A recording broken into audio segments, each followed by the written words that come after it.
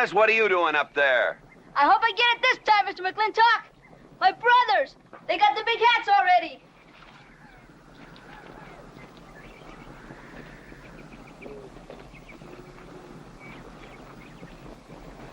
All right, let them have at it.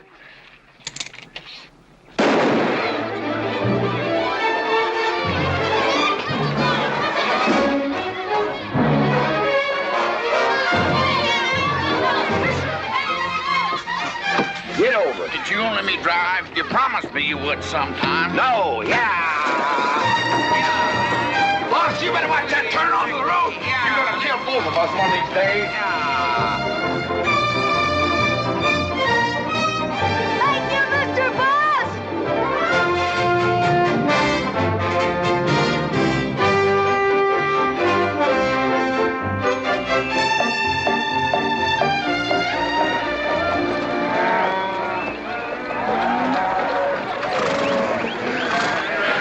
You got cattle in the back, boss.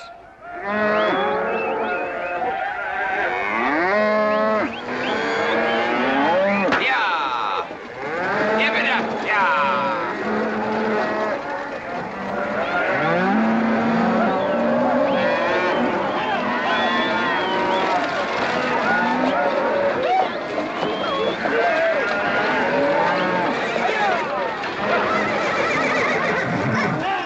Keep 'em going. 15 cents a pound all the way to Kansas City. Yeah. Yeah.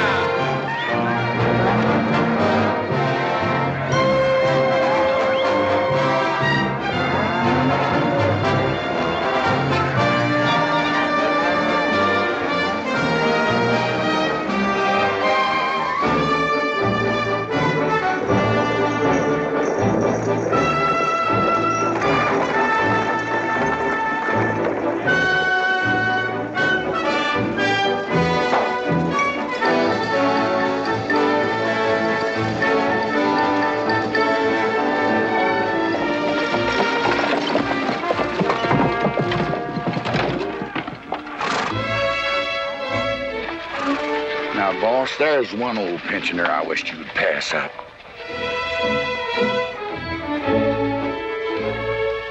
Bunny? Yeah. I knew where I'd seen his face before. He's an old timer. He's just been around town a couple of... Morning, Mr. McLintock. Morning, Bunny. Well, I can see you're in good health. Never felt better. Contrary to what you may hear. Me, my kidneys ain't what they used to be, and my liver's been leaving me billies. Drago?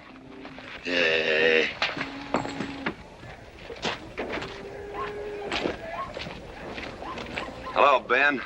Hey, McLintock. Drago, throw that in the buggy. Yes? They are at that. That ought to make Douglas happy. Lining his pockets with land fees. What are we gonna do? I don't know what you're gonna do, Ben. Me, I do nothing. 200 families. Quarter of beef a week per family. If they last 2 years, that can be a sizable number. I got 20 head to 1 of any other brand on the Mesa Verde. I'm not hollering. Some of us haven't got all the money in the world. And some of us ain't old and tired and feel like being put upon. You interest me, young Ben. Go on. So the first time I find one of our hides wearing our brand hung on one of them settlers... Youngsters call me Mr. McLintock. All right, Mr. McLintock. Not because I'm afraid of you. You're the big he-stud of this country. And I reckon a fella my age should call you mister. I made him a full partner the day the doc gave me the long face. Well, you want him to vote the first time this territory becomes a state, don't you? Of course I do. If these settlers get burned out, there'll be a lot of hollering that this country's too wild to be a state. We'll go on being a territory some more, with a lot of political appointees running it according to what they learned in some college where they think that cows are something you milk, Indians are something in front of a cigar store. I'm looking to you to hold young Ben down. I'll do what I can. Come on over to the house once in a while. We'll rack up a few hands of stud. That'll be just fine.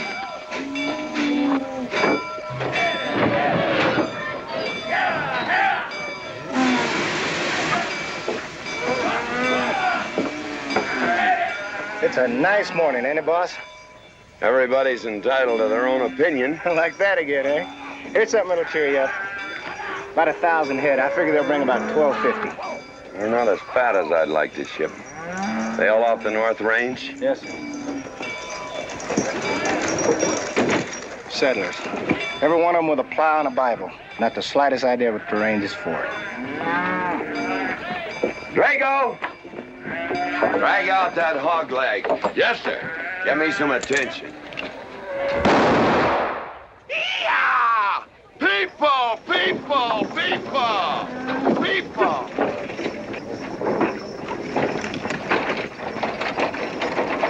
Come on, all of you, gather around. People, come on, gather around. I'm McLintock. You people plan to homestead and farm the Mesa Verde. Yes, sir. The government give us each 160 acres. The government never gave anybody anything. Some years back, a lot like you came in. You had a pretty good first year, good summer, easy winter. Folks, do you know who that is? That's McLintock. George Washington McLintock. I told him that, Douglas. He controls the... There's no such thing as free land. If you make these homesteads go, you'll have earned every acre of it. But you just can't make them go on the Mesa Verde. God made that country for buffalo. Serves pretty well for cattle. But it hates the plow. And even the government should know that you can't farm 6,000 feet above sea level. Any trouble, Mr. McLintock? No trouble, Jeff.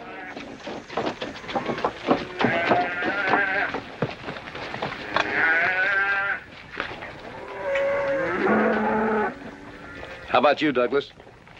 Douglas. Just plain Douglas, eh?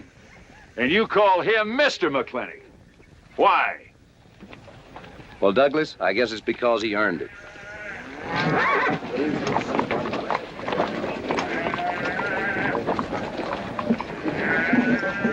Mr. McLintock? Yeah? I'm a good hand with cattle, Mr. McLintock. I'd like a job. Well, you look strong enough. You come in with those Sooners? Well, yes, sir, but we don't have a homestead and... Can't use you.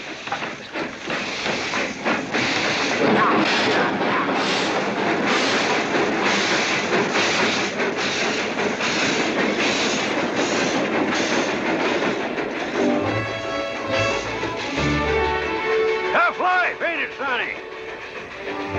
Hell, ain't much future in being a farmer around these parts.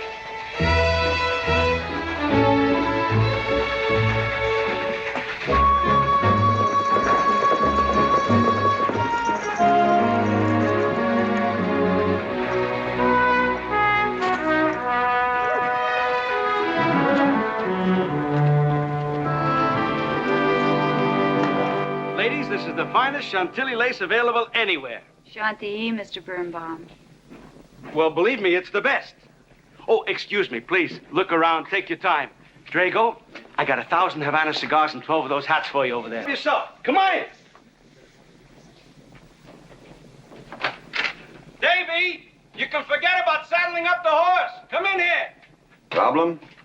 Yes. Well, if I were blacks, I'd move Queen's Bishop to King 4. Yeah, you might be right. You know, I was just starting to work this out when the letter came. Letter? It was... What happened? Don't you want me... Morning, Mr. McLintock. Morning, Davy. You being here saved me a trip. Oh, that hat and suit of clothes you picked out for my birthday? Well, instead of this cowboy hat, I'd like to have this one. If it's, all right with you, sir. Oh, it's all right with me, Davy. Of course, that looks like the kind of a hat a fella'd wear down Main Street to start a fight. Oh, I don't need a city hat for that. All I have to do is walk down the street in some wiseacre. The letter, it's for you. And you are an Indian. Yes, but I'm also the fastest runner in town. I've got a college education and I'm the railroad telegrapher. But does anybody say, hello, college man, or hello, runner, or hello, telegrapher? No, not even hello, knothead. Davy. It's always, let the Indian do it. Will you go out in the store and help the ladies? All right. I'm also bookkeeper, part-time clerk. Always let the Indian do it. lady brought that out here this morning, asked for it to be taken out to the home ranch for you. Handsome lady, kind of tall with red hair. Called me Mr. Birnbaum, just as if she'd never seen me before, and as if that veil that covered her face would keep me from recognizing her. I thought she was in New York or Europe or someplace. So did I. Jake, you better throw on a couple extra cases of the boss's favorite bourbon. That stuff sure gets used up fast out at our place. Which reminds me. Katie?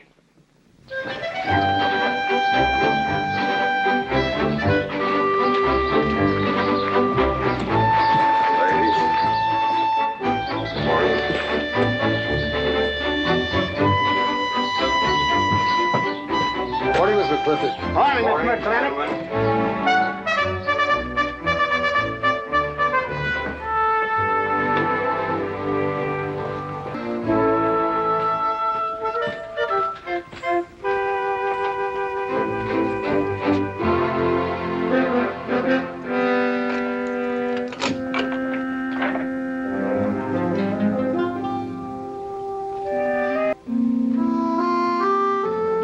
Catherine. George Washington McLintock.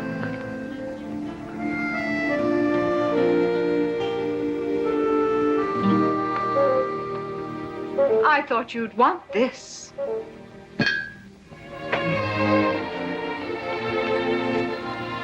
First dig of the spur. But who am I to upset your plans? But you feel kind of silly. I never feel silly. It's because you have no sense of humor. Why couldn't we sit down in the hotel dining room and talk about whatever it is you want to talk about? Or why couldn't you just come over to the house? And have everybody know that we're meeting. Everybody knows, and what's the difference? We're married. And that is something I should like to change.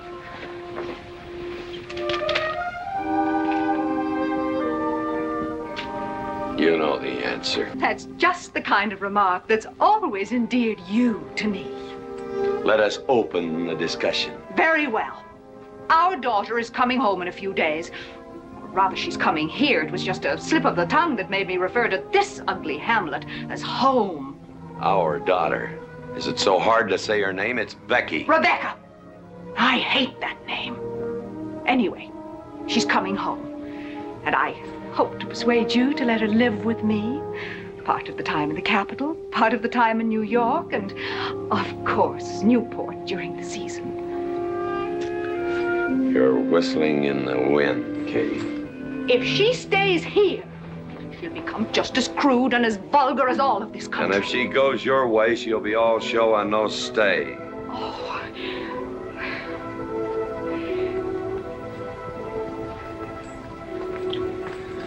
No go, Kate. I hate you. Oh. The people in the world are women. Why does it...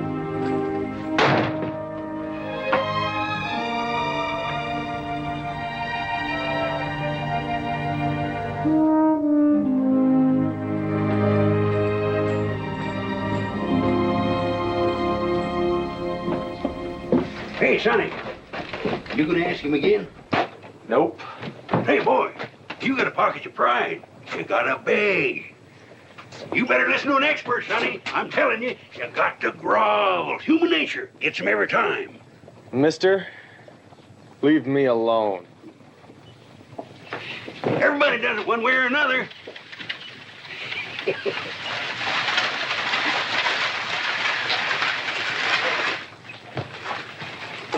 About that job, Mr. McLintock. I already told you, son, I've got no need for farmers, or use for them. Just 1 minute, Mr. McLintock. My father died last month. That's how come we lost our... What's your name? Devlin Warren.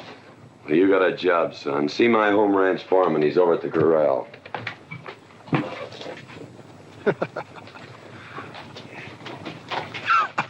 Step down off of that carriage, mister.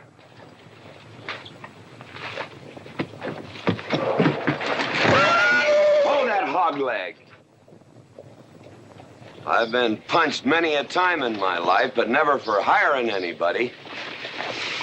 I don't know what to say. Never begged before. Turn my stomach. I suppose I should have been grateful you gave me the job. Gave? Boy, you got it all wrong. I don't give jobs, I hire men. You intend to give this man a full day's work, don't you, boy? You mean you're still hiring me, Mr. McLintock? Well, yes, sir. I mean, I'll certainly deliver a fair day's work. For that, I'll pay you a fair day's wage. You won't give me anything, and I won't give you anything. We both hold up our heads. Where do you live? The settlers' encampment, down by the mine. That's your plug? Yes, sir. Well, hop on him, and we'll go get your gear.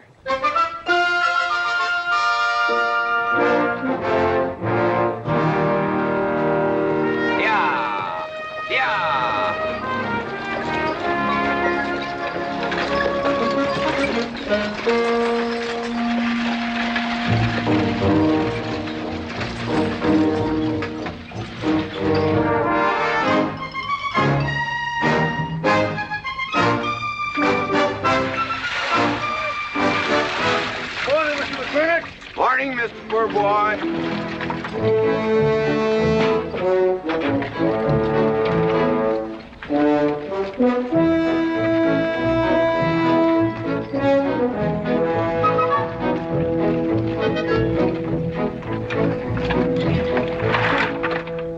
I'm sure that all you fine people are interested in knowing just what portion of this new land will be your new home. Oh, Jones and McAllister, since you've been more or less the leaders of our group, I'd like to have you come up and check the exact location. Won't be a minute, sir.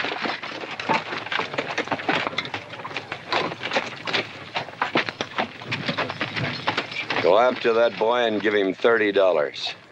Tell him McLintock pays these riders a month in advance. From the looks of things, they could sure use it, too.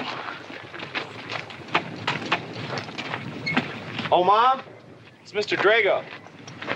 Morning. Well, and what do we owe this visit from the cattle baron?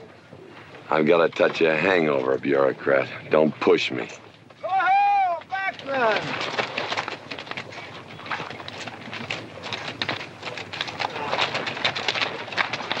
Say, those are Indians. Are there Indians in this homestead land? Friendly Indians, my boy. Oh, McLaglen! Oh, running buffalo.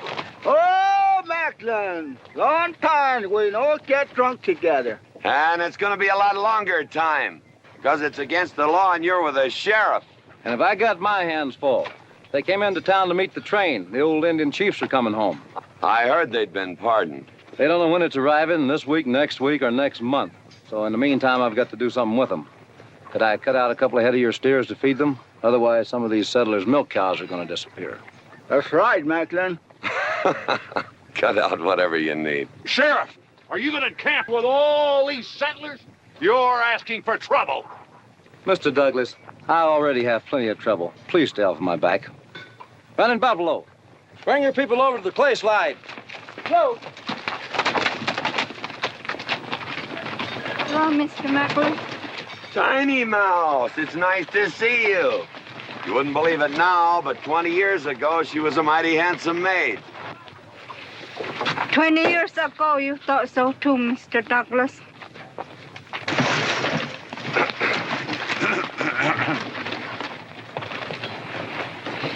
It was just like this. I had a dead beat on old running Buffalo, and my sharp 50 caliber misfired. That was back in that trouble in the 40s. Remember? I remember. Hey, you won't tell you something come directly from heaven? No.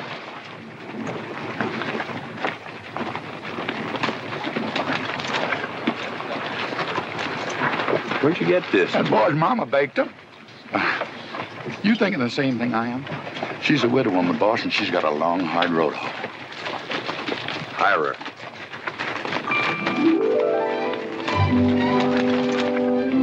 I always said you had a heap of sense. Mr. McLintock, this is my mother. Your mother? And my sister. Pleased to meet you, Mr. McLintock. Ma'am, this here's my boss, and he has a few choice words to say about your biscuits. Yes, Mr. McLintock? Huh? They're great.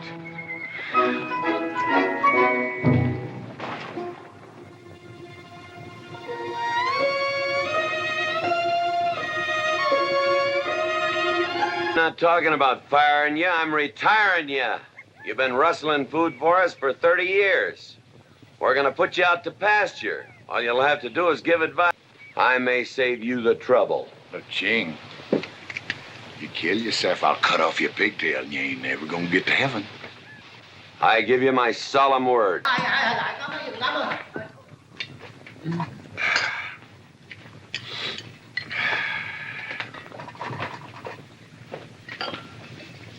I hope everything is satisfactory.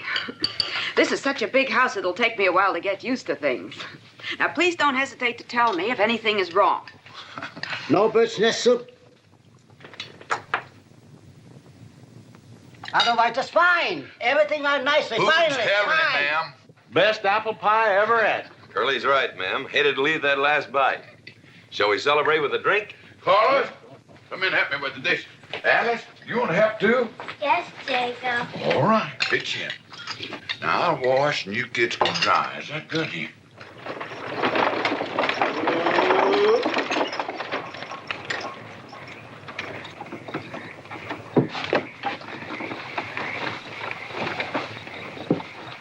Don't seem possible. One woman could use all them. Yes, ma'am. And unload my baggage, please. Yes, ma'am. By the way, what does that word unprepossessing mean?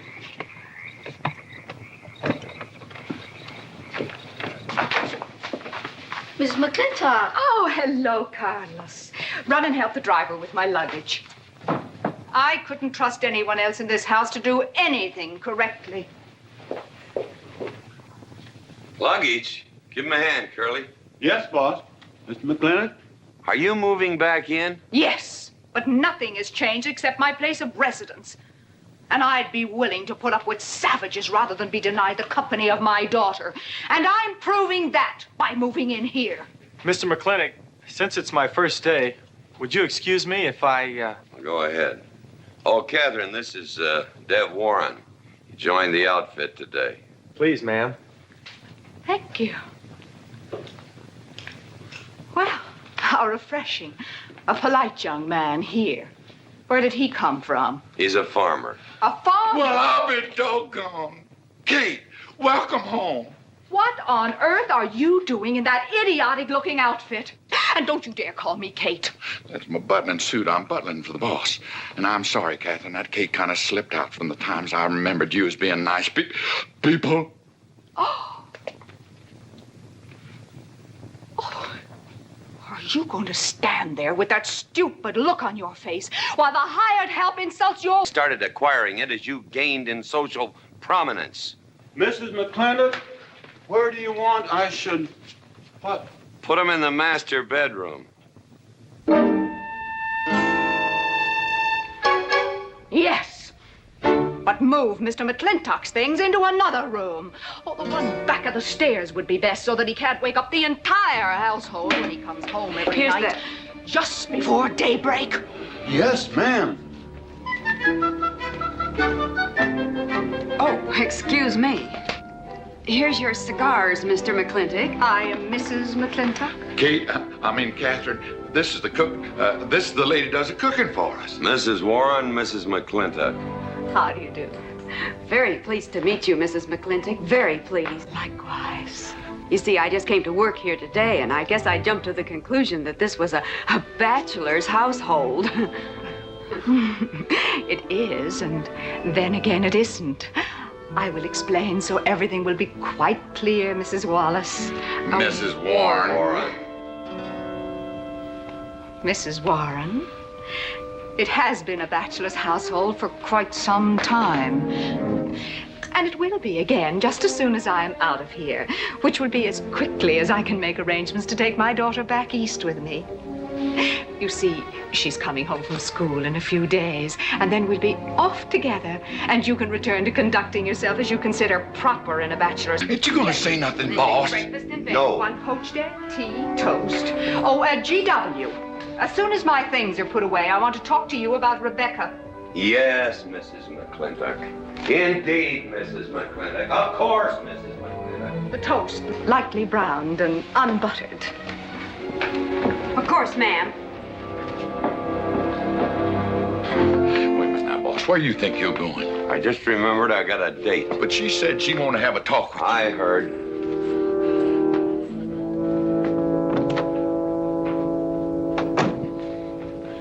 Good evening, Lem. Good evening, Mr. Mack. Yep. Say, Mr. Mack, what does unprepossessing mean? I was called that once, Lem. Looked it up in the dictionary. It's best you don't know what it means. Uh-huh. Thank you. You up?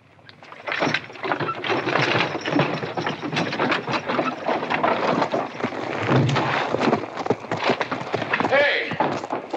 What am I going to tell her when she asks where you went? When in doubt, tell the truth.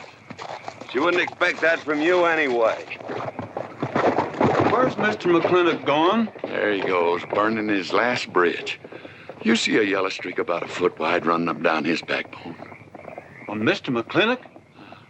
He ain't afraid of nothing. I once thought that.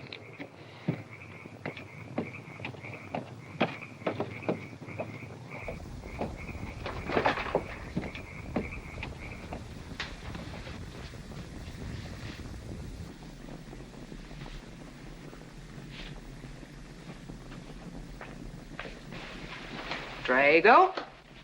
Yes, ma'am. Was that, He took off, lit out.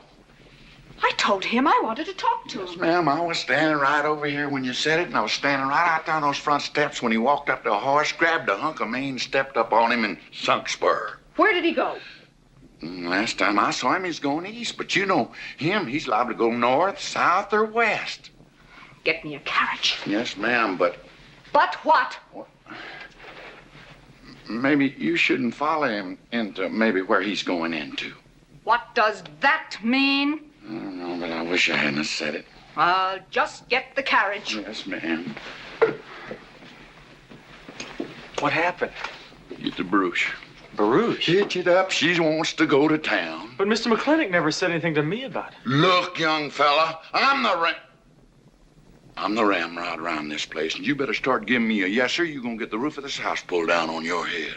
Yes, sir.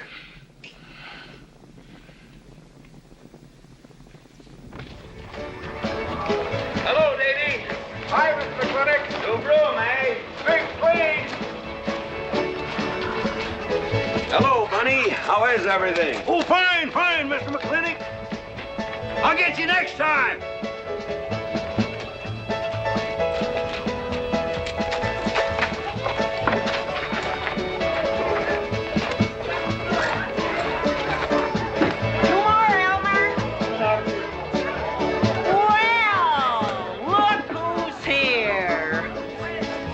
What'll it be, Mac? Same as usual? Ladies. Evening, GW. Jake? Wrong move. What? Chess problem. Queen's in danger.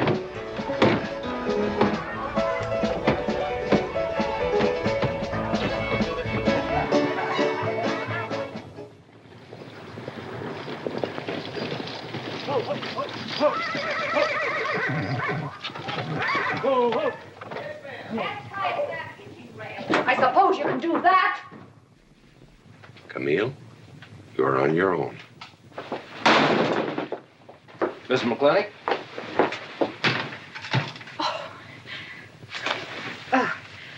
I'm Camille. Camille Reedbottom. I'm learning the game of chess.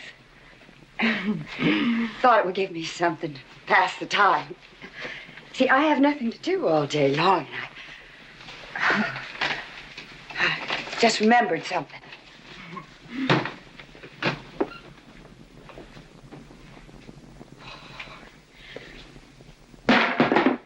Catherine, I didn't hear you come in. Mr. McLintock, I told you that I wanted to talk to you. Not now. Could I get you a glass of sherry, Catherine? Oh, thank you, Mr. Birnbaum. I could use one. I came into town behind a runaway team.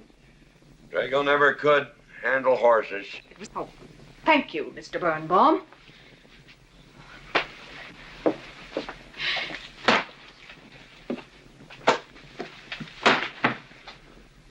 Now, Mr. McLintock, we have an awful lot to talk over. First thing I learned about Indian fighting was to wait for daylight. What has our conversation got to do with Indian fighting?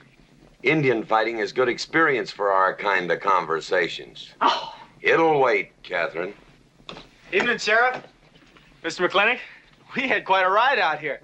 Oh, I finally got that team settled down. It's your move. No, it's your move. I just castled.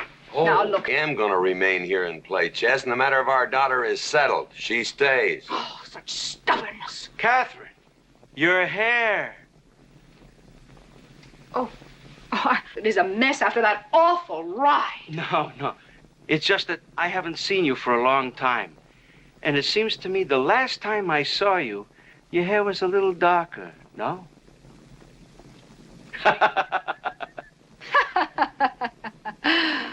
It's a funny thing the tricks a man's memory will play, huh? Mr. Birnbaum, I think that you've completely lost your mind. You have done something to your hair. I have not. If I had, it'd be none of your business. I'm certainly not going to put myself in the place of those blondine trollops that you seem to prefer. Take it. Huh? Oh.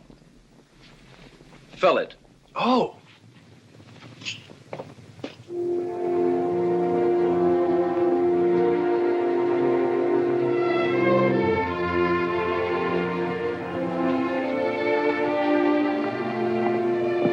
Morning.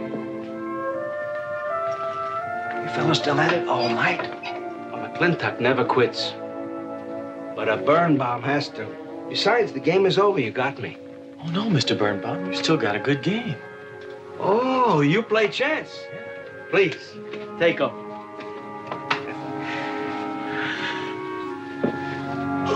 Pretty good. Fair. Well, looks like I won't have to come into town always to get a game. Remember, I'm a bad loser. It's your move. Yes, sir.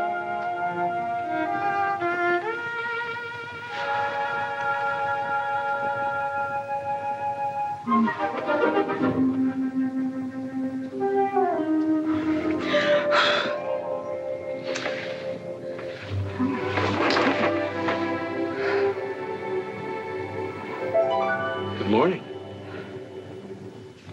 Good morning. Oh, it's not morning already. Mm-hmm. Cup of coffee? Oh, yes, thanks, Jake. You're welcome, Catherine. Got any cream? Canned cow's milk. That'll do. Good old condensed milk. That reminds me. I was cleaning out my desk the other day.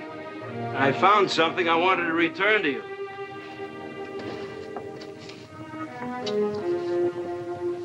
Here it is.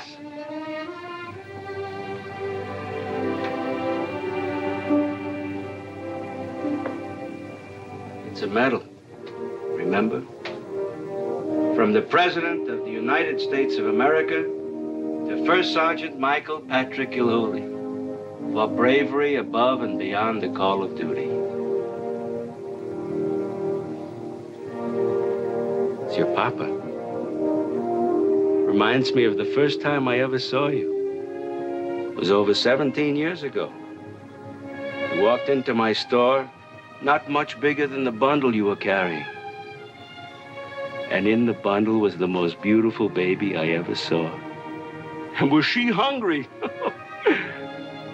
You walked all the way from Superstition Creek just to trade me that medal for a case of canned milk. GW was off somewhere as usual, fighting Indians. Sheriff! Sheriff Lord! Well, have you seen the sheriff? Kind of early for him. To try his house? Why didn't I think of that? Looks like Birnbaum's is open. Maybe somebody in here knows. So there you are, Sheriff. I told you you were headed for trouble. Trouble? I want to know by whose authority you let those Indians stay in our wards of the government, and I am the representative of I that government. told Sheriff Lord that he could put him up down by the clay side. Because the town's named after him, he thinks he owns it. Well, you check the books in the recorder's office and you'll find I do own a fair piece of it. Agard, if you knew anything about Indians, you'd know that they're doing their level best to put up with our so-called benevolent patronage, in spite of the nincompoops that have been put in charge of it. Those Indians need my permission to leave the reservation. Those chiefs have been giving orders all their lives. It's pretty hard for them to understand that they have to hold up their hand like a schoolboy in a classroom. The law is very clear. I told you you'd get no satisfaction from these people. You're insane. Let's go, Sheriff. Mr. Douglas. Oh, Miss McLintock. Still an hysterical fool.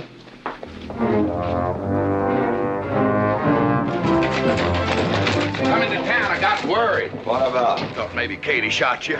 Not yet, Drago, but it took restraint. Wait a minute. We better take Agard along. Not that he'll be much help. Django, have him on the horse.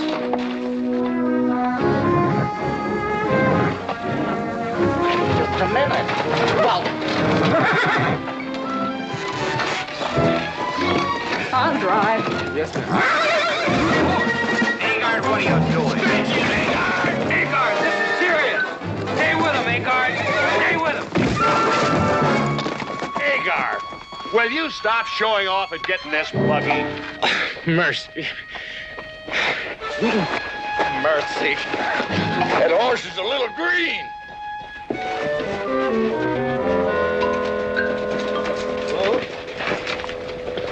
Let's go. Yeah.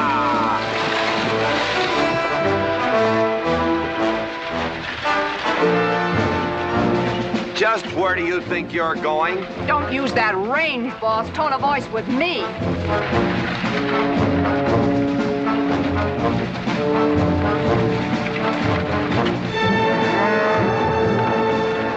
Carter!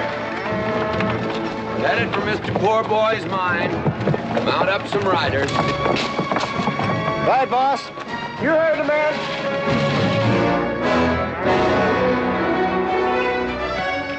I don't like it, Mr. McLintock.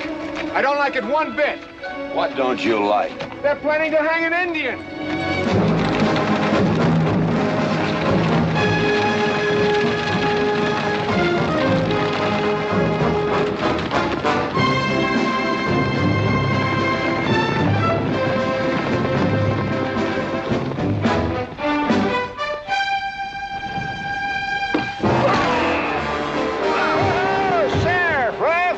Where's the whiskey? Hold that! Not so fast, Mr. Boss of the whole country. Unless you want to wear a big hole in your middle. How long is GW going to let that cheat-chalker push him around? That cheat-chalker has a sawed-off shotgun. How do you know she didn't wander off someplace or meet some fella or something? What are you saying? That I didn't raise my girl right? That she'd wander off all night with some man? There's a lot of things I'm not saying to you, mister. Well, you got a sawed-off shotgun in my middle. But how do you know this Indian had anything to do with it? She's gone, ain't she? She's gone. Pa! Pa! I'm over here! Pa! Been looking for me, Pa? Where you been, gal? Young Ben took me for a sunrise ride, and the horse wandered away. You come down over there. But, Pa! She's telling the truth, Mr. McLintock. We wasn't doing nothing. Well, that's not important right now. The important thing is that you don't draw that hog leg, or this'll be worse than Dodge City on Saturday night. You get on, back to the wagon. I'll tend to you later. Now for this young whippersnapper. Now, no harm has been done. And young Ben here is one of the nicest boys in the territory, so just put down that shotgun and I'll let's teach forget him to fool with Mike. Now, we'll all calm down. Boss, he's just a little excited. I know. I'm going to use good judgment. I haven't lost my temper in 40... McLaglen! Hey, Buster! Remember me?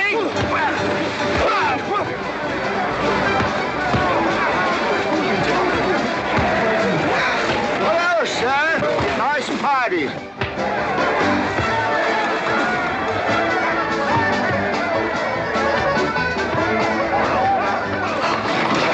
Do you think you ought to? I ought to what?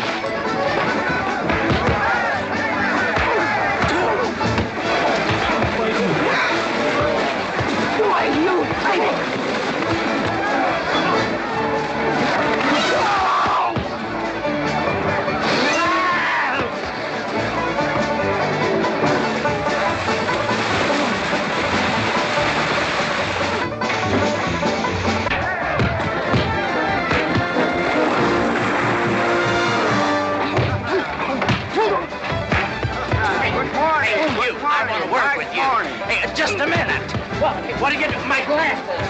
Hey, now stop this or you'll be sorry.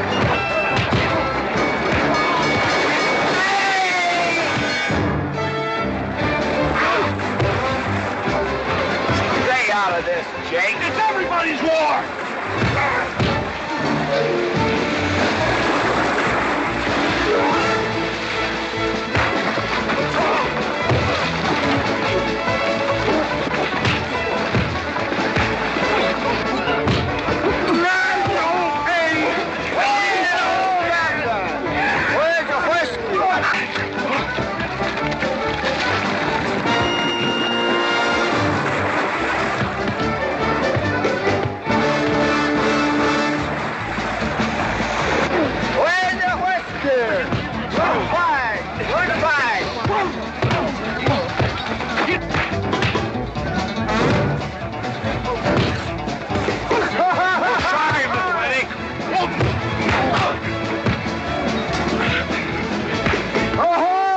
Thanks. Ha-ha! It's very funny. Yeah, very funny.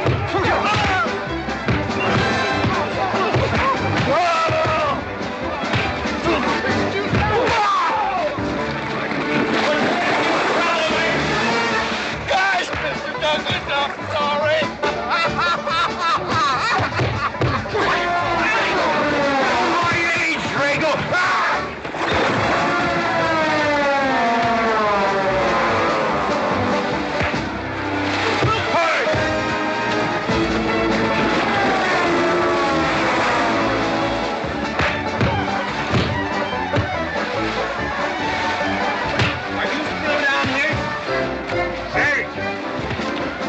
Walking away, huh? Honest, Mr. Jones, honest.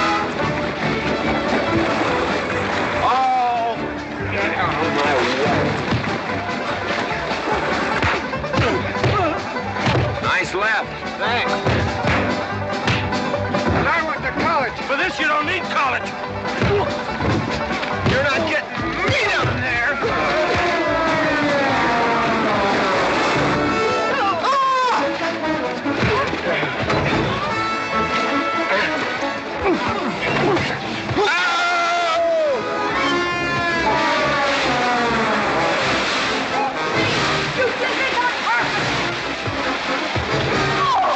Good morning to you, Mrs. McLintock. Buddy, you big... Yowie!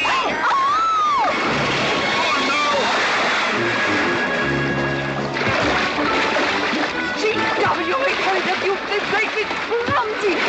Well, it's pretty hard to control yourself.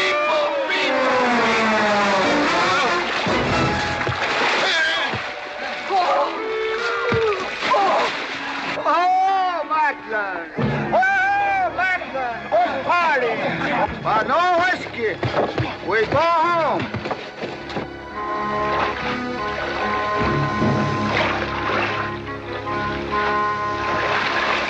You and your friends! Well, we at least saved your half.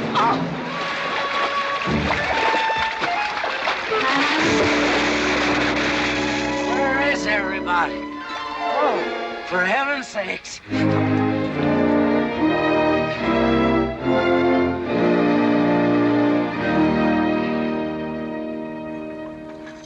Whoa. Drago, will you never learn how to handle a team? Yes, ma'am, I'll sure try. I'll tell you that now. Try me, family. You want to lose your pigtail? I lose face.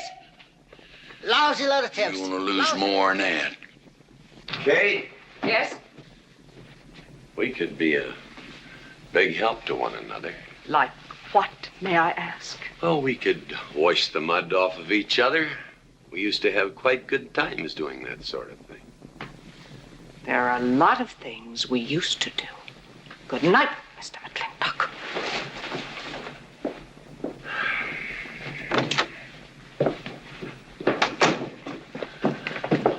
Any luck? What are you talking about? I mean, divorce. She still want it? Yeah. You know something? Women are funny. She fought like a wildcat on your side out there this afternoon. Come home, she slams the door in your face. The divorce business, is that what you get when you pay a woman not to live with you? That's about it. Some women I've known it'd be worth it. You know, if we had any moral character, we wouldn't be standing here covered with mud drinking when we should be washing. GW. Drago.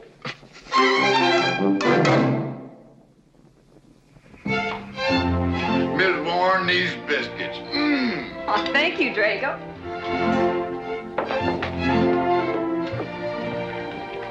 Good morning, Mrs. Warren. Morning, Mr. McLintock. Breakfast for the boss? If that's the way you want it, Mr. McLintock.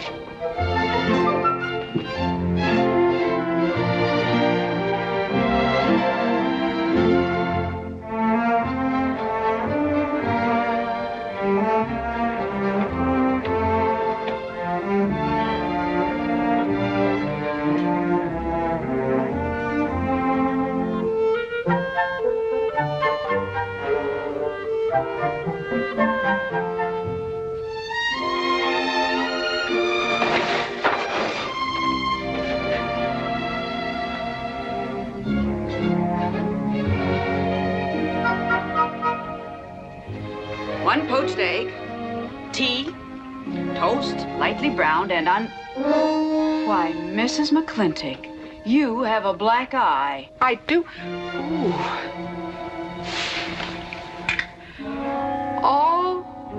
Oh, and Becky's coming home today. And that's not all. There's a little something we'd better get settled. There are no men listening now, so we can be ourselves. Oh, sure, I let you get away with all that guff the other night. But now that we're alone... When I want the opinion of the hired help, I'll ask for it. You know, you could wind up with 2 black eyes. What? Oh, I realize you had to put on that big act. We always have to just before we get ready to forgive them. Generally for something they haven't done. But you and I both know that's just to keep them from getting the idea they, run me. I want it.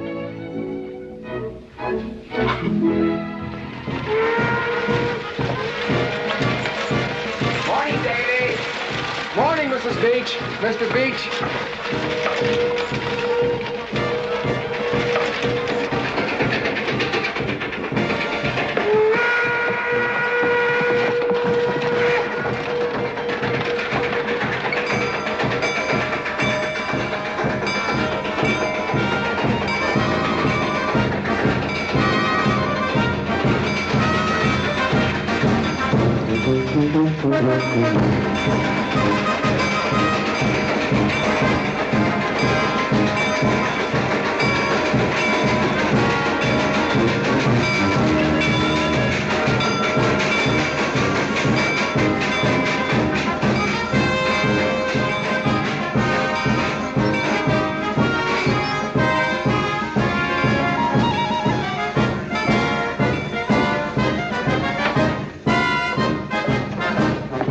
Why, Miss Becky, welcome home.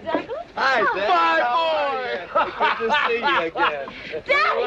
Well, Daddy!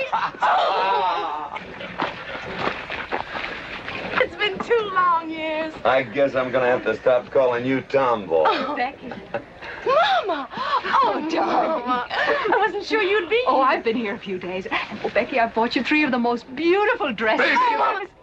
Uncle Django! Oh!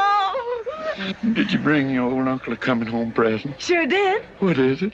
A mustache cup. Oh. And what did you get me? Prettiest Palomino pony that ever packed a saddle. Broke the stand, drowned, tie in the counter. Oh! Uncle Jake! Oh! What are you doing in Mr. Douglas's tuba? Oh, Mr. Douglas had a little accident. Here, I brought you a whole shipment of licorice sticks. But now that I've seen how much you've grown, I think we better exchange them for a couple of bolts of dress goods, huh? Thank you. Oh, the mayor was going to be here, but he had to go to the territorial capital on a horse theft matter. But I'm going to give his speech. Oh, and don't worry about the mayor. I'm sure that he can find a bill of sale for the horse.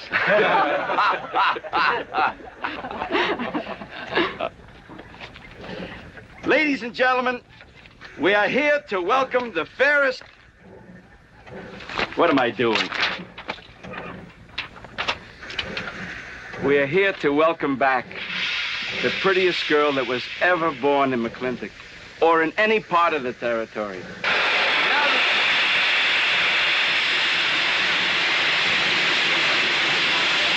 Hey, Davey! Yeah? Got something for you. Yardmaster up at the junction told me to let him ride, so I locked him in here. I've had my scalp a long time, and I aim to keep it.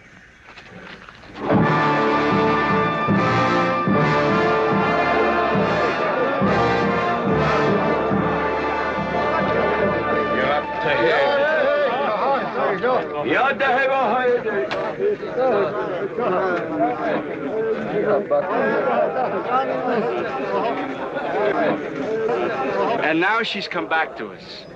Gone are the pigtails, but the freckles are still on the prettiest face that was ever born in McLintock.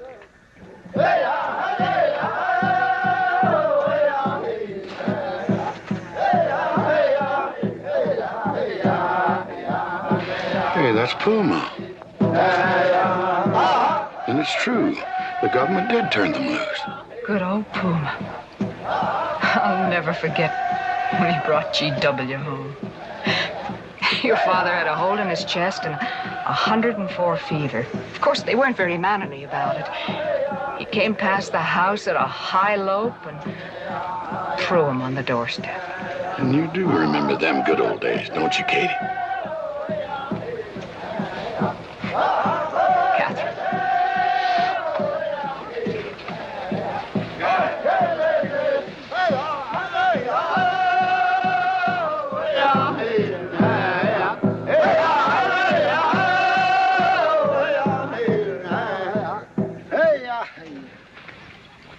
Yatta-hey, my friends. Yatta-hey. Puma, honored enemy. Does big McLintock forget, also blood brother? No, I'll never forget that. All wound. Does it hurt still? I feel it when it comes on to rain. An inch higher and I wouldn't have had to worry. Our big McLintock, that was remembered fire. We return with news. Our people have more trouble. You see, I learned good English now, big McLintock. Learned in white man's jail. But we would have you talk our course at government hearing. I understand that Governor Humphreys is going to preside at that meeting. Yes, Puma, I'll translate your wishes. Mr. McLintock, could I impose upon you to use your Comanche to tell these chiefs... Puma is chief of the Comanches, and he speaks English very well. Oh, well, your people will have to follow my instructions to the letter. It is the law of the land... Well, now, just a minute. Well, for heaven's sakes.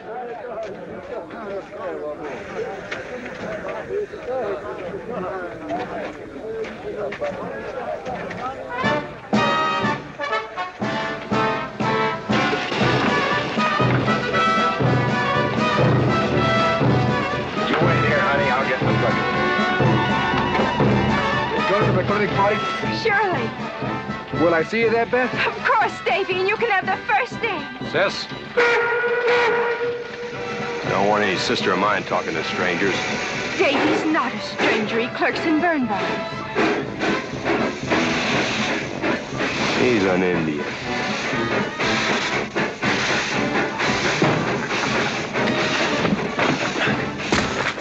Darn you, Drago! Now look what you've done. Baby, this is Devlin Warren. He works for you, Papa. Dev, this is Miss Becky McLintock. Those are my things. Yes, ma'am. Oh, I don't own you anywhere, Miss Becky. What do you mean? Oh, I mean, you look so much like your mother. Or even prettier. Oh, Mr. Warren. Mother's much prettier than I am. Many a fight started with words like that. Come on, get in the boat. Hello, Ching. We got jelly pie for dinner. I'm not cooking. No, he's not. Junior! Junior! Yes, Miss Becky. You remember Junior Douglas, Mama? Oh, of course. How's college? Valedictorian, 95. Oh, congratulations. Oh, Mr. and Mrs. Douglas, we will see you at the party, of course. Oh, delighted. Well, it'll be pretty hard to keep young men away. Yes, sir. Drago? Yes, boss. Bag it's all loaded. G.W. You remember young Junior? Oh, yes. Like father, like son. Mr. McLintock, I hope you don't think I'm being presumptuous in asking for the honor of calling on Miss Rebecca. Well, there she is. Ask her yourself. Thank you, sir. Gene, now I'm going to get fired. Get up out of here. Thank you, sir. Thank you. How do you know me, Mama? See you at the party, Junior! Yeah, what? Like father, like son. What did he mean, Matthew? Come on, Gene. Grab a root and growl. Well,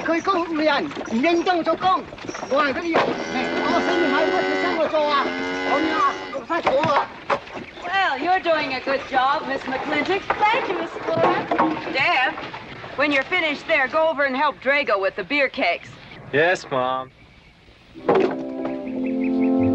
Deb, could you come and help me a minute?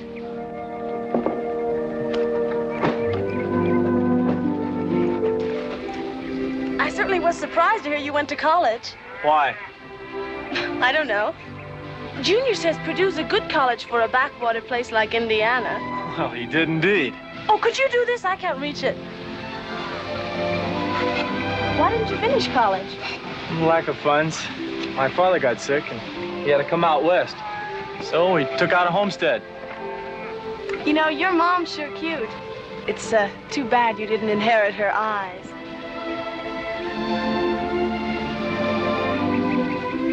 Well, you'd been lucky if you'd inherited a few things from your father. Oh, really? For instance? It was common sense, for instance. Common sense. He's nifty. This needs a woman's touch. And besides, he got a letter at college. What sport? Glee club. Very strenuous. Don't you dare hug me! I have no intention of hugging you.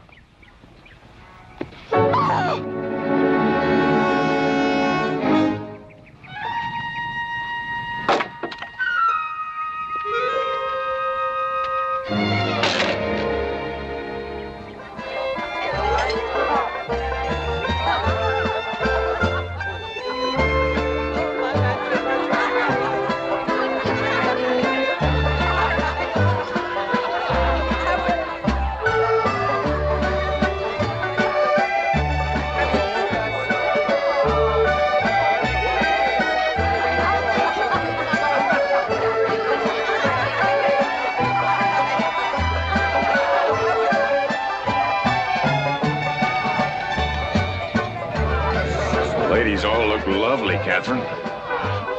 You know, this is a real fine party. Oh, thank you, Ben. Of course, we had to invite everybody. Just everybody. Sorry, GW, but this one's mine. Well, thank you, Mrs. Warren. I guess I'll have to be a good host in my own home. Well, the next one's yours, Mr. McLintock. Thank you.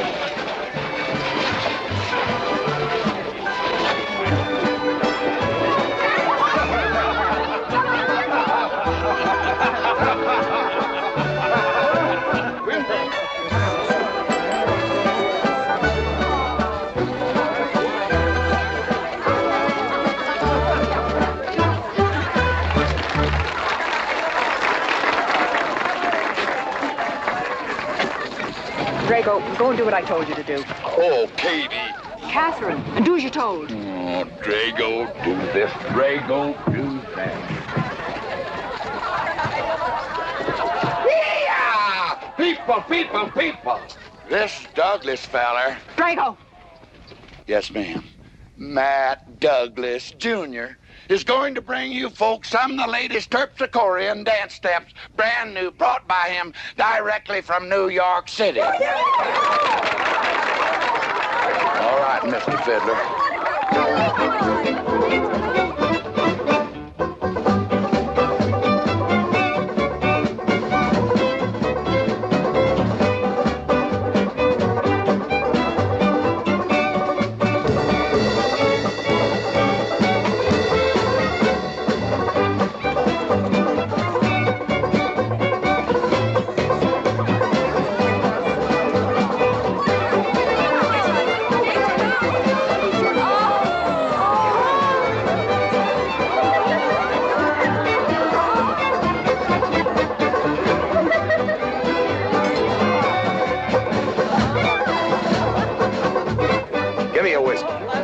What? Just turn a 10-gallon party, boss. We're run out of whiskey. Well, I can take care of that, Chief.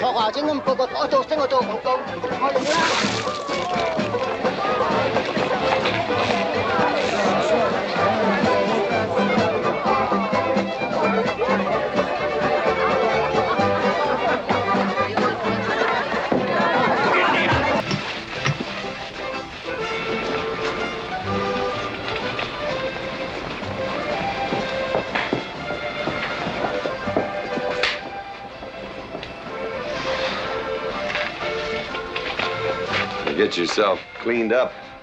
Go ask that girl for a dance. Who? Oh! Did I miss one? Where is he? I'll find him, that young whippersnapper. Trouble. Where is that farmer boy? Where is he? Where is he, G.W.?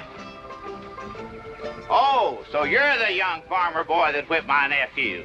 Well, I'm Fauntleroy Sage, young Ben's uncle. Well, I'm no farmer, but if you're young Ben's uncle, yes, I whipped him. And you're intruding. What's intruding mean? Butting in. Oh, so he's insulting me. Well, then I got another reason for walloping. Besides, on account of him thrashing my nephew, young Ben. Fauntleroy, you can't get mixed up in these youngsters' quarrel. Family honor. I can't have said a farmer whipped a sage. You're twice his. Mr. Fauntleroy insists. I'll just have to teach him the same lesson.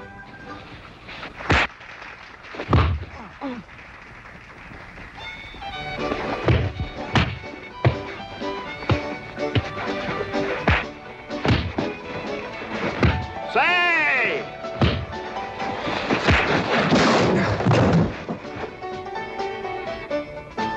Sorry, young feller. Hate to have to do that, young fella. No hard feelings. Not yet. Not yet what? I mean, that isn't all. Now, wait a minute. Fauntleroy, we're gonna make this a fair fight. Of course we are. Of course we are, G.W. There'll be none of this. I wouldn't do that, G.W.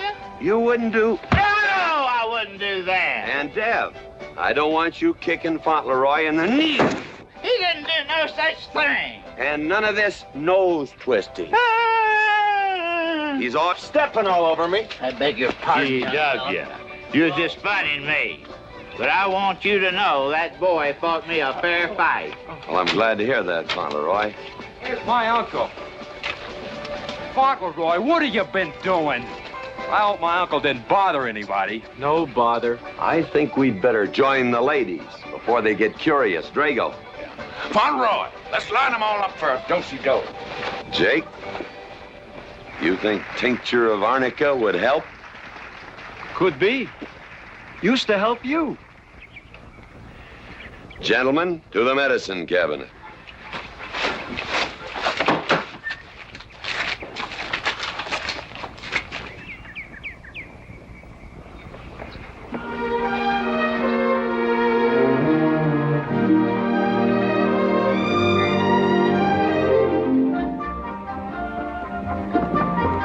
Good morning, Drago. Morning, Davy. You seen Daddy? Took off early this morning with a scattergun over his arm. Went hunting.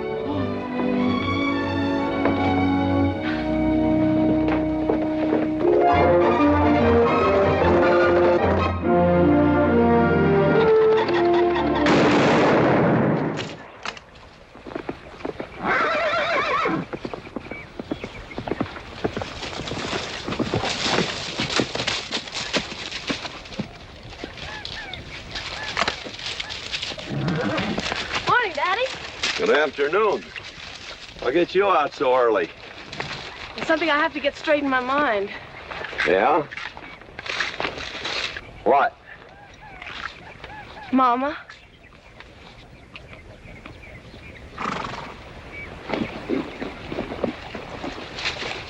Why'd you and Mama stop living together, Daddy? Why'd you separate? Aren't you going to answer me? No, It's sort of my business, I think. I don't. Is it another woman? Usually is. At your age, you always know what's usual. Is it Mrs. Warren? Becky, I don't want to start laying the law down your first day back home. But I'll have no more such talk. First time... Pretty good shot, Daddy.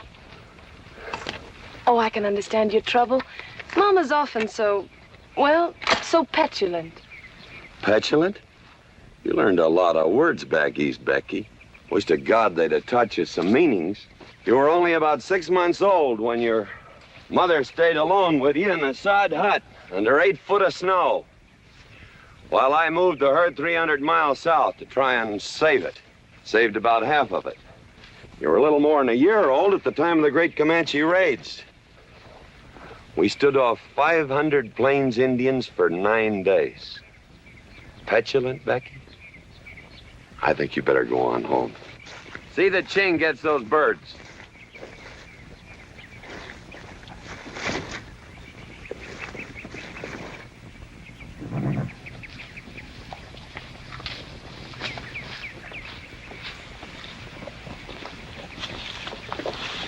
Becky, come here.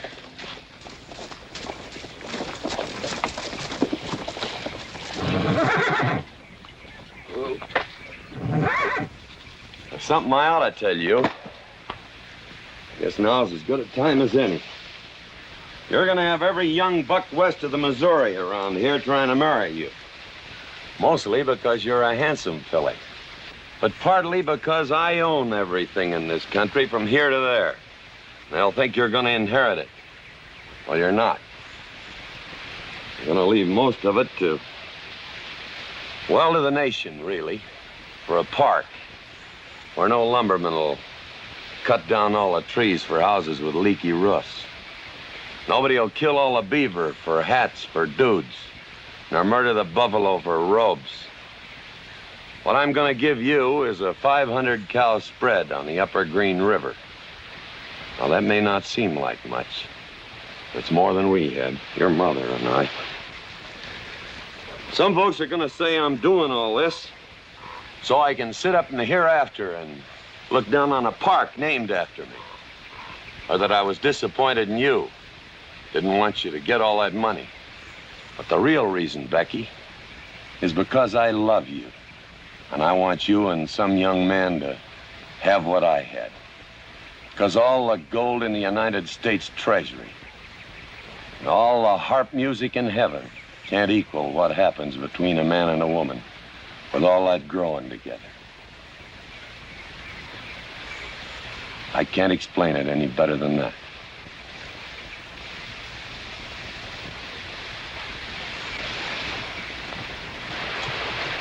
All right, Daddy. Becky.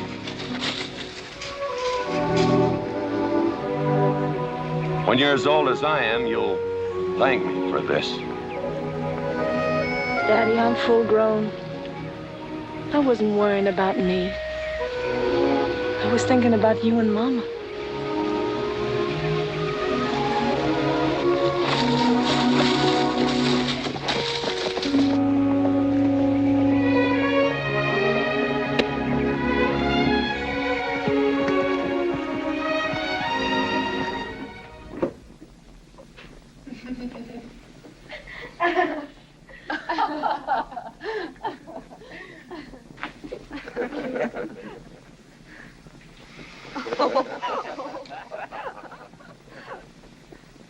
Oh.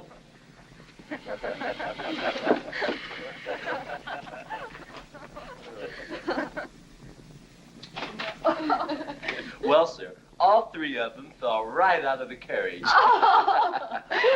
Well, it's getting rather late, Becky. It's bedtime. Oh, Mother. He brought this. He must have intended to use it. Oh, well. Sing us a song. Well, if you really want me to. Gosh, I haven't played in You quite know just right for me. Sure. It's the rage now. Oh. Oh. Dev, what are you doing? Oh. I just thought I'd get another cigar. Well, you've got 1 in your mouth and 2 burning in the tray. Not move. The fellas want me to play all the time.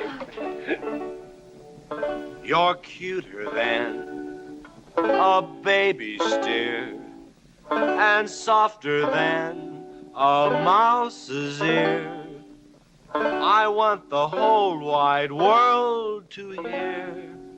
You're just right for me. You're sweeter than... Oh, no, not that rhythm, Junior. Do it the way they do at the plaza. I know the words. Sure, Becky. Will you sing with me? Of course. All right. I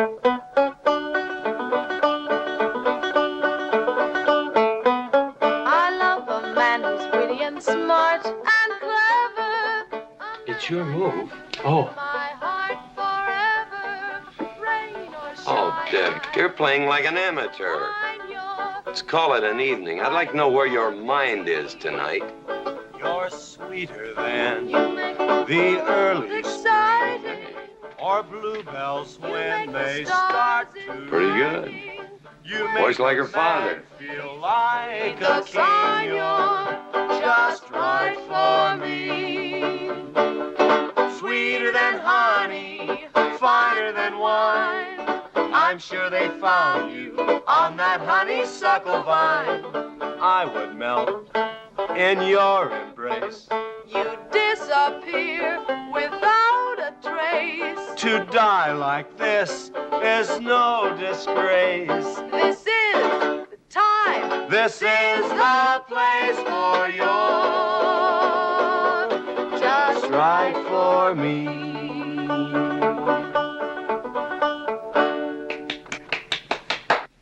Well, that's so good, I kind of hate to break this up. But if we're going to have that Indian hearing tomorrow morning... Sir, about our conversation earlier this evening, I believe I'd better apologize. Yeah? Yes, sir, I've been thinking it over, and when I called you reactionary, well, that's merely my generation's term for your generation. Nothing personal, sir. Oh, really? Well, good night, sir. Good night, Miss McLintock. Good night, and do come again. Good night, Drago. Night. Boss, What does reactionary mean? Me, I guess. He says that anyone that wanted to sell at a profit was a reactionary. Was we reactionaries back in them days when you was selling beef cattle for 6 cents a pound on the hoof? Well, no use arguing with him. College boy.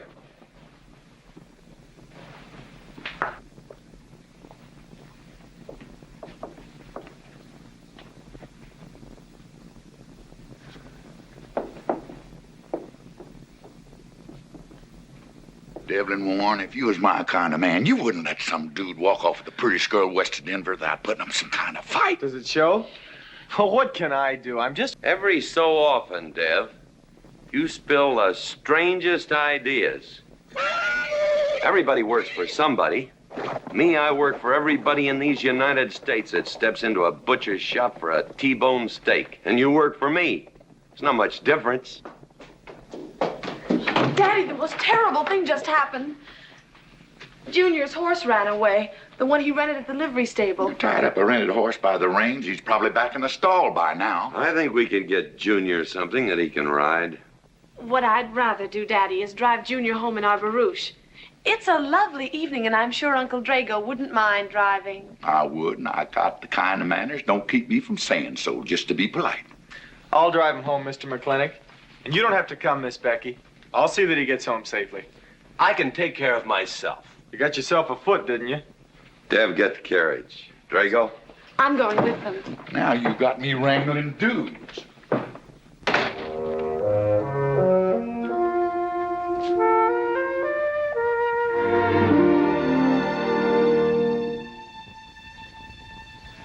start to rain. You make a man feel like a king. You're just right for me. Miss Becky, somebody better help me watch the road. You know, I'm new around here. Might take the wrong turn off. Devlin Warren, you know there isn't a turnoff between here and town. You disappear without a trace. To die like this is no disgrace. This is time. This is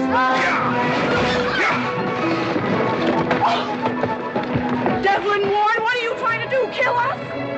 Rather have your friend drive? Yeah!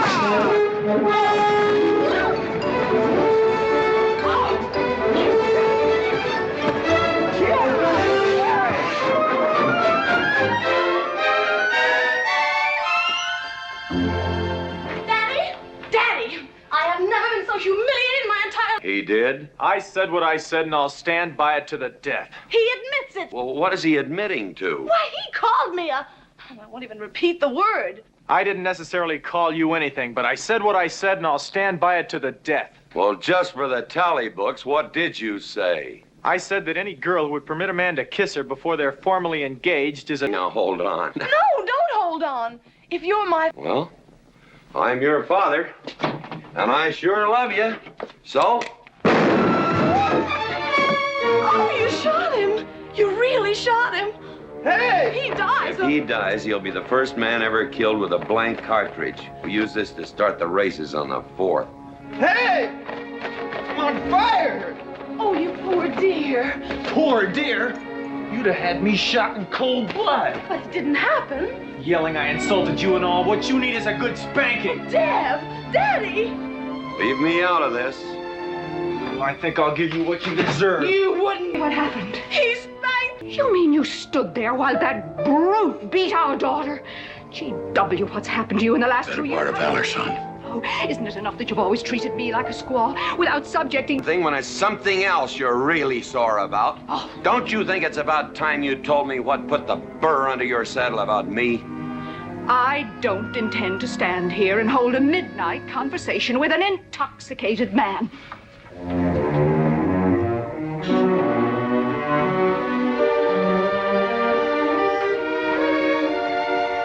And I am not intoxicated.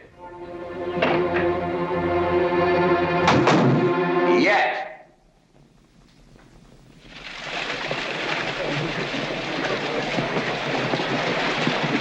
Hello, Governor! Hello, Governor!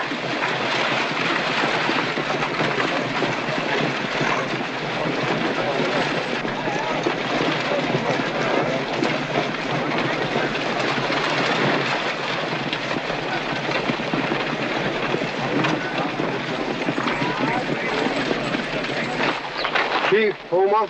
Yes, Sergeant. Big McLintock, we know you get us fair judgment.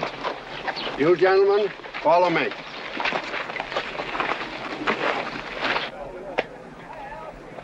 Well, Jake? GW?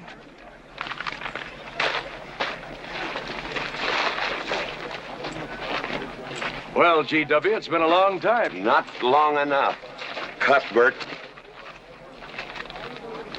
Your husband is a rude man. Yes, Cuthbert, I know.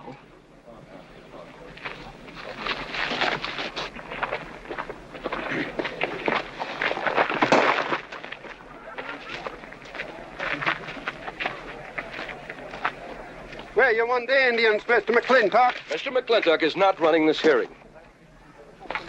Sergeant, seat those Indians. Yes. Gentlemen, be seated. You know, the whole tribe here want to come into town. Proceed, Lieutenant. This hearing is now in session.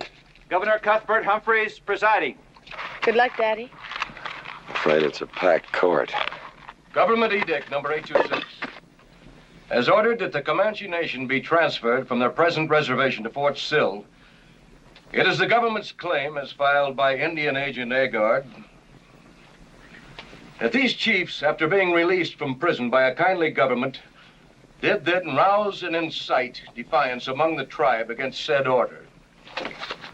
It seems, gentlemen, that although some of these chiefs speak English, Chief Puma is quite at home in our language, they have chosen Mr. McLintock to be their spokesman. I speak for the Comanche. Or rather, I offer this translation. Proceed, Mr. McLintock.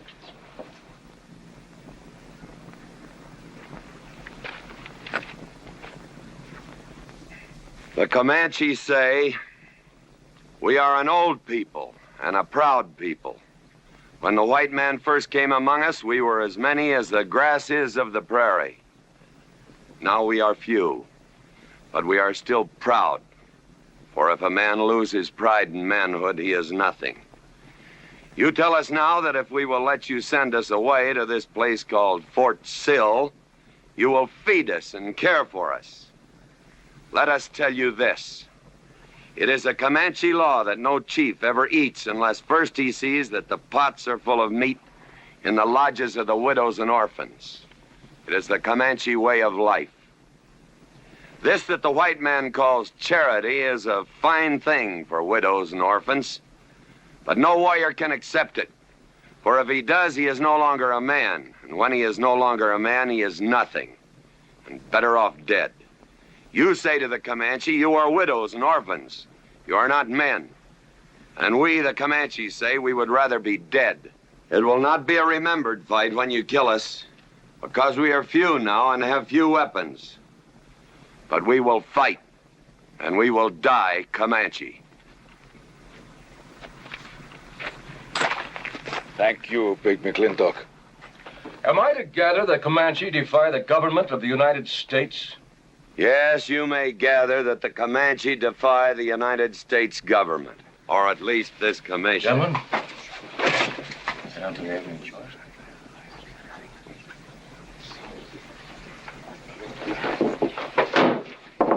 It is the order of this court that these chiefs be incarcerated until such time as the detachment of United States cavalry be made available to escort them and the Comanche nation to Fort Sill. This court is adjourned. Oh, McLintock! You are important chief amongst these white people. Sway them. Have them give us few guns to make the fight worthwhile. Let us have one last remembered fight for end of Comanche. I almost wish I could arrange that, Puma. Ahalani cha. Ahalani cha. Sergeant. Yes. Good, squad. Carry on. Gentlemen.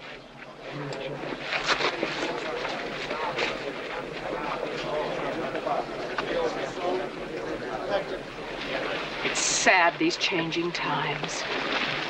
It isn't the times that are changing, Mama.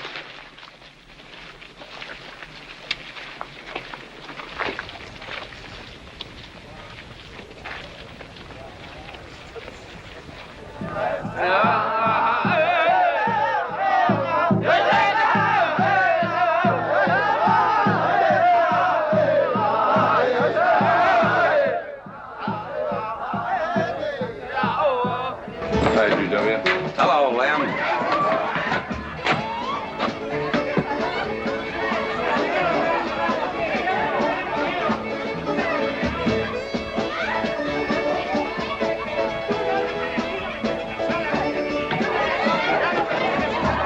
Bunny? Oh, howdy, McLintock.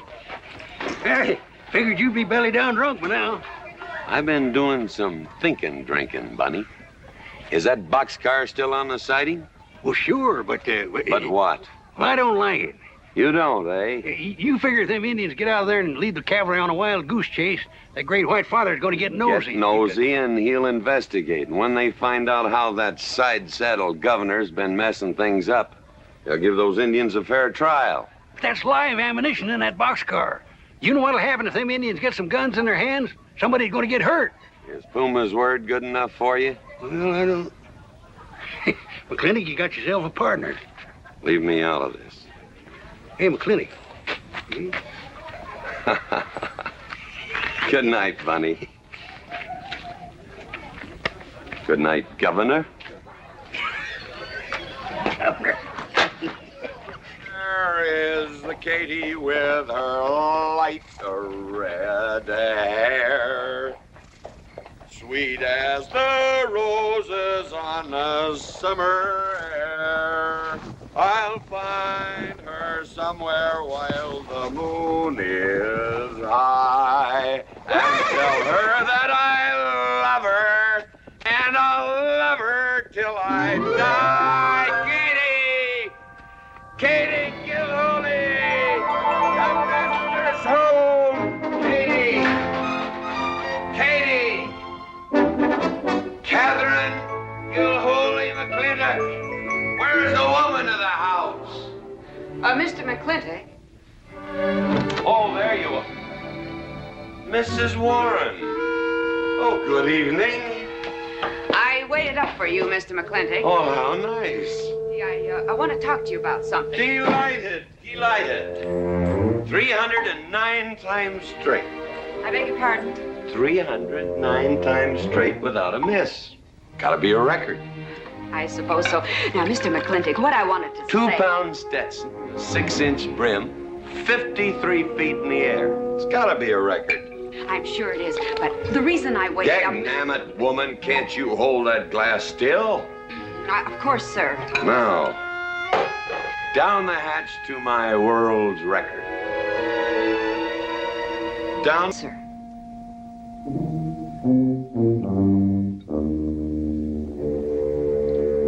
And now, to the governor of our territory.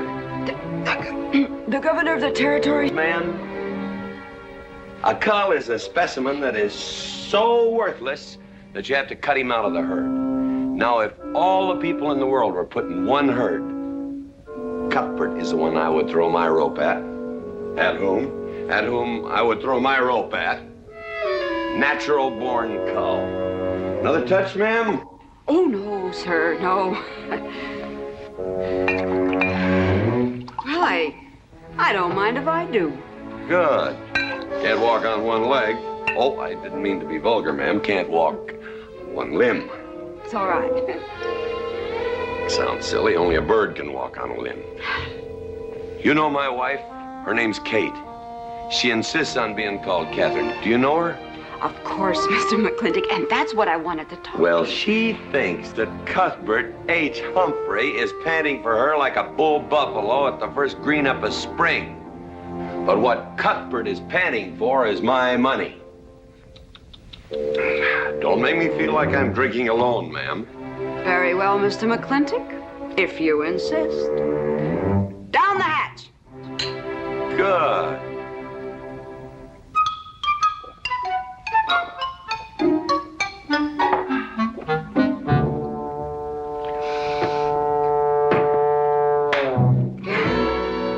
Mr. McLintock, I have something very important to say to you. Very important.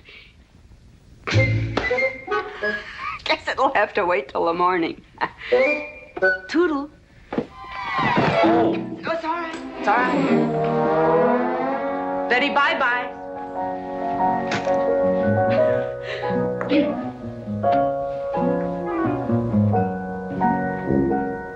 Whoops. Oh. Mrs. Warren. Let me assist you. Very kind.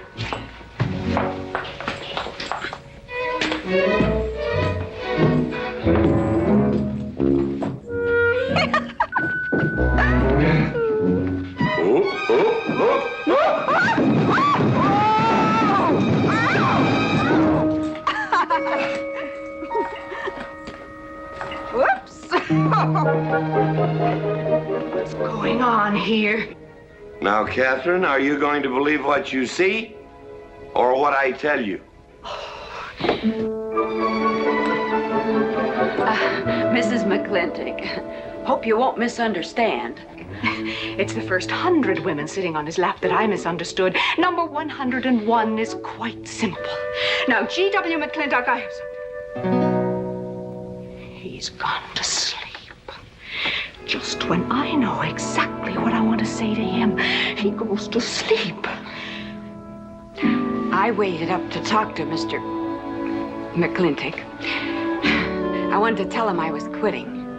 You see, Sheriff Lord has asked me to marry him, and... Oh, congratulations. I don't want to seem prudish, but if you are going to marry Sheriff Lord, it seems to me that you're sitting on the wrong man's lap.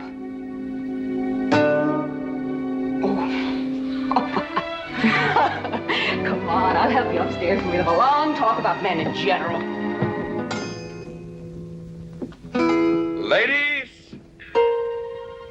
one moment.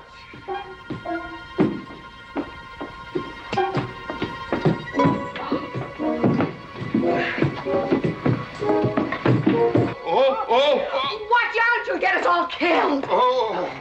What?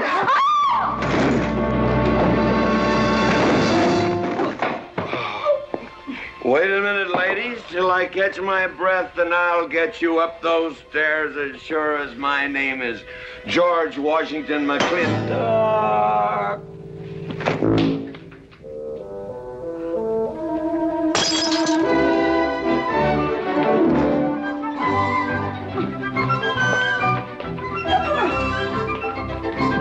You may be quitting, Mrs. Wallace. Mrs. Ward. But not tomorrow. I want my breakfast in bed. I want to... I know, toast, lightly brown. Somebody sure put a knob on my skull.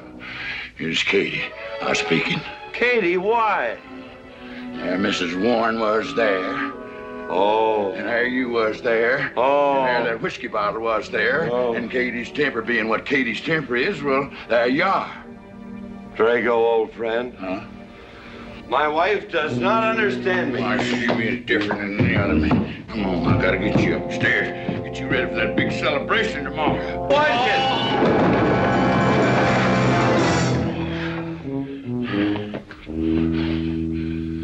Drago, I am sleeping in the den.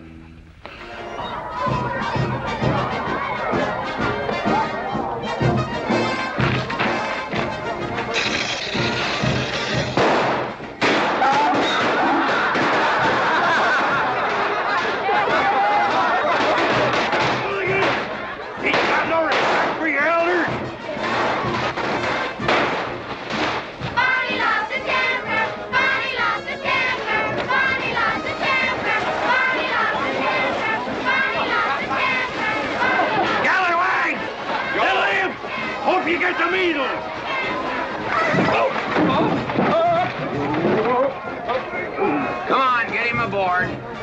Everybody ready? Man in number 5 needs a flank cinch. Get him one.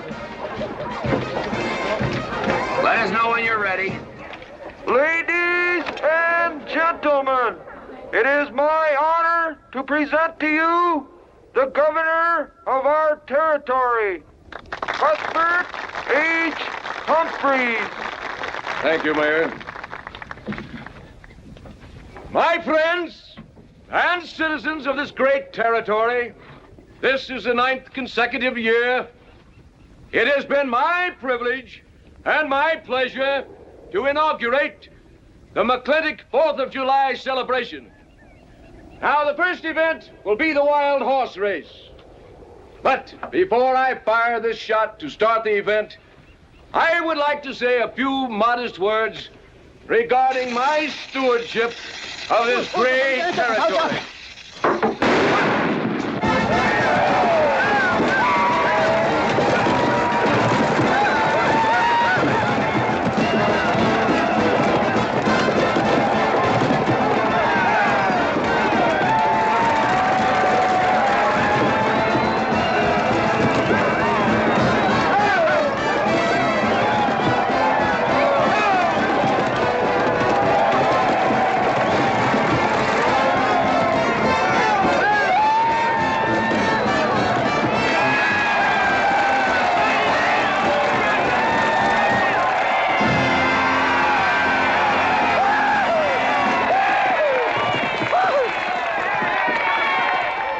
Professor Birnbaum. Gentlemen. Sheriff, here's your horse. Come on, get them all lined up. Come here, King. Now, boys, you all know the rules. It's twice around the inside, once around the... Last year's holdovers. All right, mount up.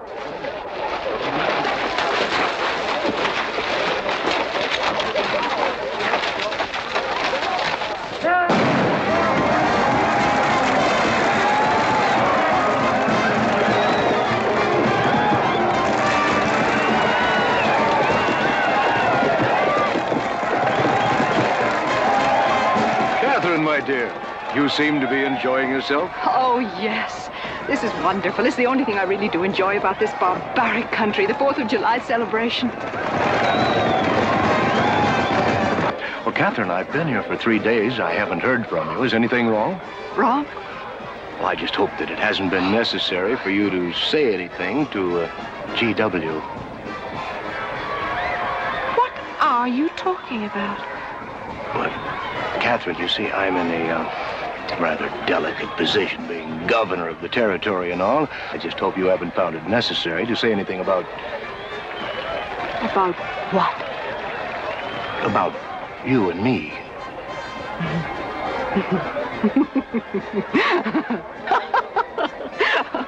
Why, you pompous windbag. Do you think that you're the only man who's ever tried to play patty fingers with me, who's ever tried to lure me into the moonlight? Well, no, but Well, I'm a big girl and I can take care of myself. My husband knows it. I can assure you, Governor, that your reputation is untarnished. Now get out of my way.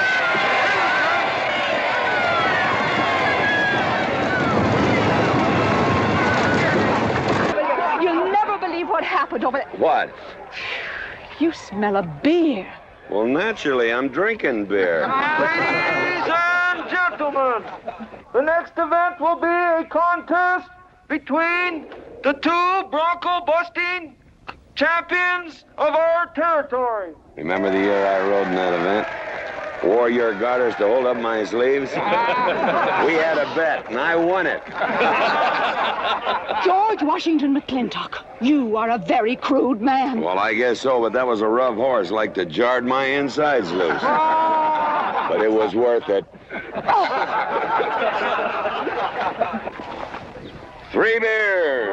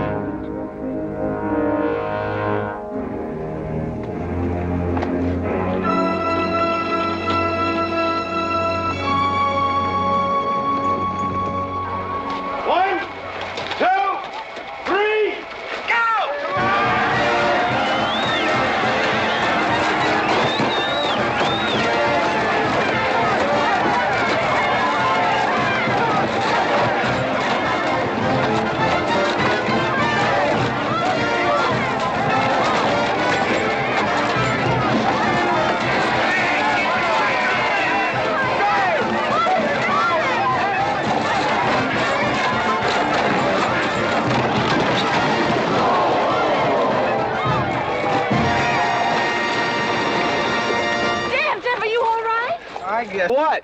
Well, that sore nose you gave me the other day. Well, that ain't what's sore on him.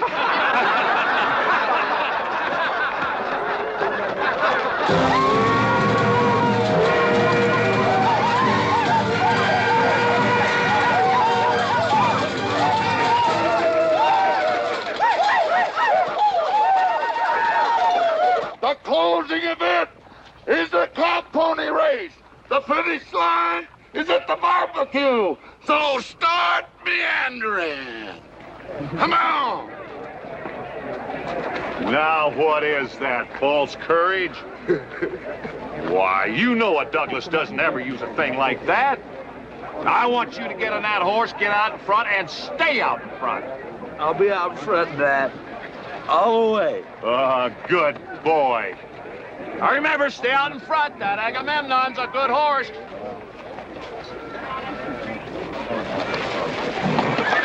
Oh, Agamemnon.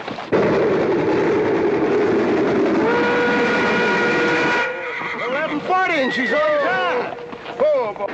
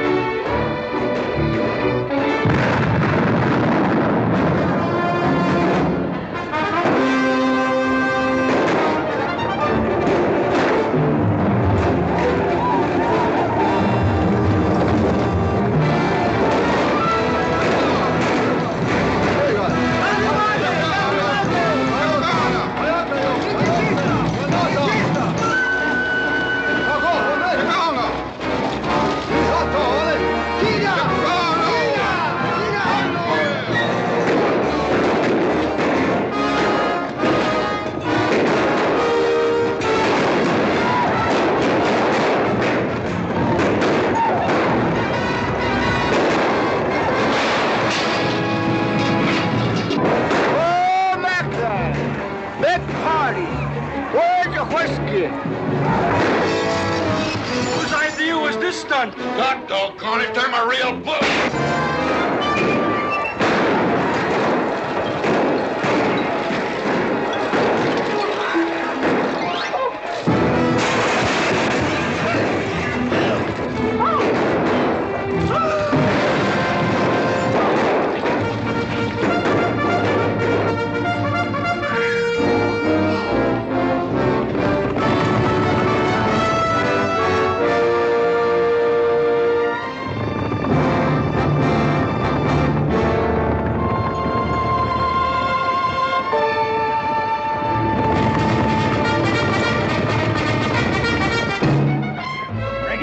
Excitement you'd want for one 4th of July, eh? Puma finally got his way, but I reckon he's riding out his last war party.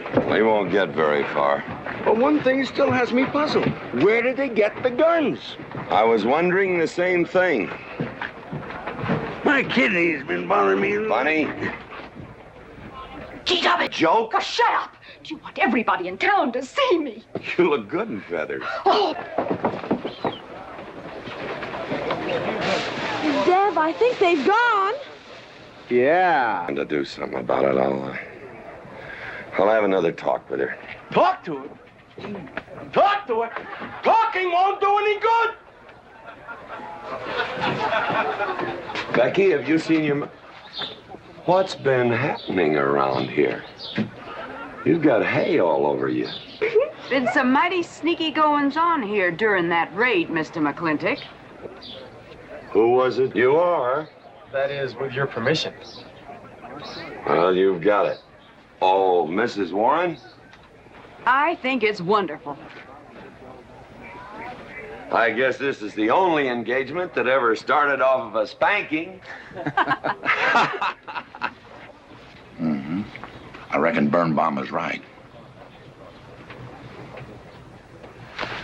All right.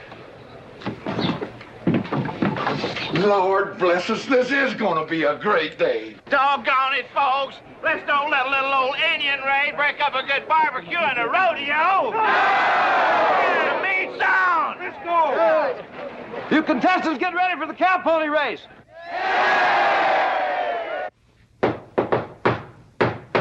Who is it? It's me. Let me in. Not now. Right now. Are you insane? I want to talk to you. It'll have to wait. I've taken all I'm going to take from you. I regret to inform you I've changed my mind about matrimony.